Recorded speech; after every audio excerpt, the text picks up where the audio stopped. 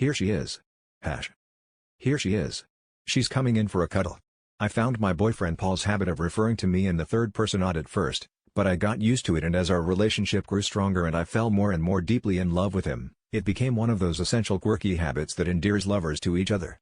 I couldn't imagine him not talking like that, and when he exclaimed things like "Look at her. Isn't she gorgeous?" in that special soft lover voice while beaming at me all starry-eyed, my heart would flutter with joy, every time. It wasn't all the time I should add, he's not mad. I had to explain this to Annie, my close friend, after I made the mistake of mentioning this little linguistic quirk to her. "That's so weird," she exclaimed. "Does he always talk to you like that? Like, she's making pasta, can she add pepper to the sauce?" I frowned. "Of course not. He talks normally, mostly only when I couldn't help giggling, when we're going to bed." Annie made rude barfy noises, and I left soon after. I wanted to be with Paul. I was missing him so much, even though I had been with him only a couple of hours ago. And he felt the same way.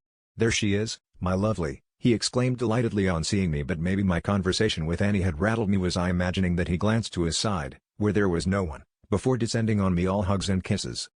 My slight unease vanished as I melted into the pleasure of being with him, and when he murmured, "Oh, I missed her so much.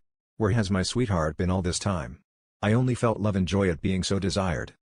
What did Annie know about love anyway? She had never had a real relationship in her life. Shortly after that I caught the flu that's going around, and was bedridden with a high temperature.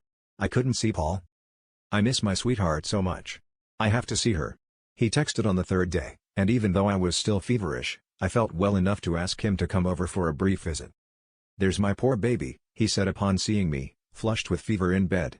He turned to a strange man who had followed him in. "Look at her."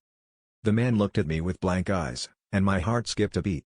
Paul came close for an embrace, but I shrank away. "You'll get sick," I whispered. "I don't care, I want to hug my sweetheart," he said. He bent over my bed and drew me close.